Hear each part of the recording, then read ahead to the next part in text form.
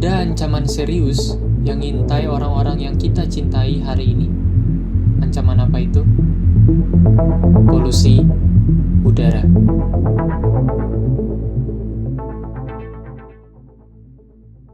Hai, nama gue Paul. Welcome to Texas. Saudara, kabut polusi kian pekat menyelimuti ibu kota. Berbagai upaya Kabut asap yang dilakukan menyelimuti kota Palembang pada Sabtu pagi masih mengganggu. Pemirsa, Tangerang Selatan, Banten menjadi wilayah dengan indeks kualitas udara terburuk di Indonesia. Ya, Perhimpunan Dokter Paru Indonesia melaporkan peningkatan kasus penyakit pernafasan terkait polusi, termasuk infeksi saluran pernafasan atas. Belakangan ini, kalian ngerasa atau ngeliat gak sih? Orang-orang ada yang tiba-tiba batuk, sakit tenggorokan, flu, atau bahkan kalian udah dengar banyak orang, termasuk keluarga public figure, yang kena ISPA atau infeksi saluran pernapasan akut. Pastinya kalian juga udah tahu dong, semua ini tuh ada kaitannya dengan masalah polusi udara yang udah banyak jadi perdebatan. Bahkan, jadi bahan kritik beberapa kebijakan dari pemerintah. Tapi sebenarnya, sedekat apa sih kita dengan silent killer ini? Ya, silent killer. Istilah ini istilah yang dipakai oleh WHO, merujuk ke penelitian yang dilakukan oleh McGill University di tahun 2021 dan banyak penelitian lainnya untuk menyebut seberapa jahatnya polusi udara. Tapi emangnya separah itu ya? Jawabannya iya. Dalam penelitian-penelitian tersebut, mereka bilang bahwa polutan PM2,5 bertanggung jawab atas 4,2 juta kematian dini setiap tahun secara global. Angka ini tuh udah termasuk lebih dari 1 juta kematian di Cina, lebih dari 1,5 juta di India, hampir 200.000 di Eropa, dan lebih dari 50.000 di Amerika Serikat. Di Indonesia sendiri, Air Quality Life Index pernah ngepublikasi penelitian di tahun 2021 yang bilang kalau polusi udara, terutama partikulat PM2,5, merupakan resiko terbesar bagi kesehatan manusia. Resikonya tuh nggak main-main. Lebih tinggi dibandingkan pengurangan angka harapan hidup akibat HIV/AIDS, penggunaan alkohol dan narkoba, kecelakaan di jalan raya, malnutrisi anak dan ibu hamil, bahkan lebih tinggi dibandingkan akibat rokok. Coba bayangin, kalau konsentrasi partikulat ini tetap ada di sekitar angka 35 mikrogram per meter kubik, dan kita nggak ngelakuin tindakan apapun, angka harapan hidup kita bisa berkurang sampai 2,5 tahun secara rata-rata di Indonesia. Bahkan untuk di beberapa kota besar seperti Jakarta, bisa berkurang sebanyak 5,5 tahun, di Bandung berkurang sebanyak 6,5 tahun, dan di Bogor berkurang 7 tahun angka harapan hidup.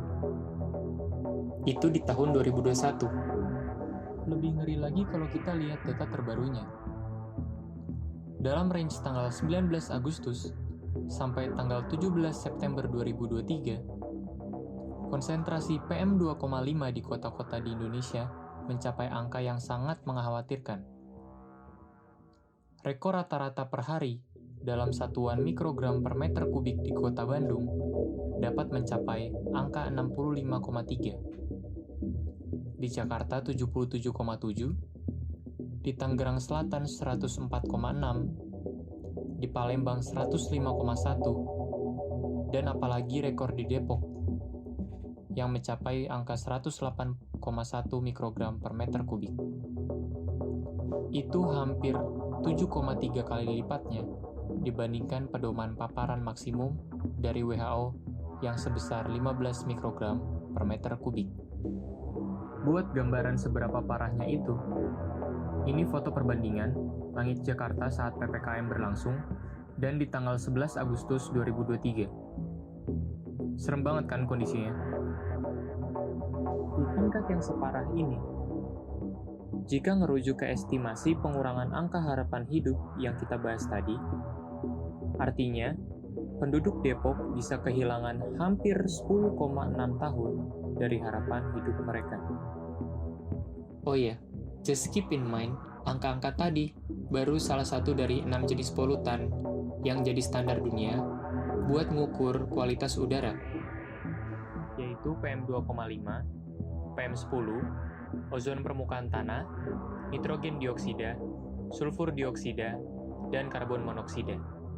Hebatnya di Indonesia, kita nambahin satu jenis polutan lagi sebagai standar yang dikeluarin Kementerian KLHK. Namanya hidrokarbon. Walaupun begitu, tetap aja, dampak dari semua polutan ini hasilnya sama-sama mengerikan.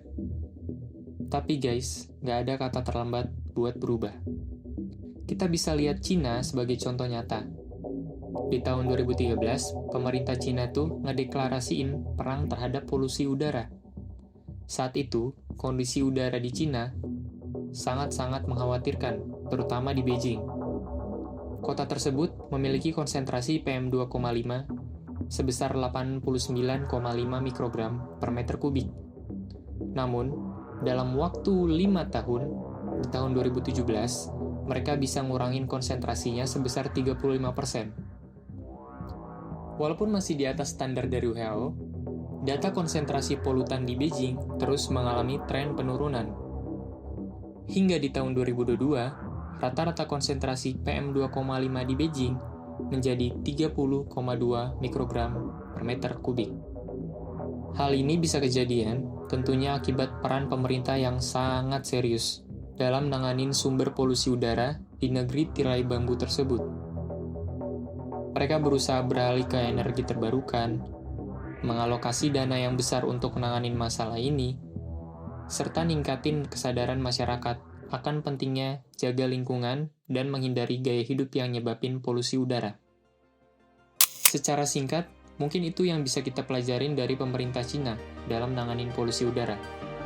Jika kalian mau tahu detail kebijakan yang mereka terapin, dan bagaimana mereka numbuhin rasa kesadaran hampir 1,25 miliar warga Cina, silakan ketik di kolom komentar di bawah ya. Termasuk kalau ada saran isu-isu yang mau dibahas, boleh banget juga ya ketik di bawah. Gue ingin ninggalin pembahasan kali ini dengan sebuah pertanyaan. Jika ada anak yang sangat disayangi oleh ibunya, tapi dia terlalu sering berkata kasar dan terlalu sering berbohong, apakah ibu itu seharusnya berusaha mendidik anaknya untuk memperbaiki diri? Atau ibu itu seharusnya berusaha menghitung lebih banyak anak itu berkata kasar atau lebih banyak berkata bohong? Tapi menariknya, ini bukan tentang ibu dan anak. Thank you udah nyimak, see ya.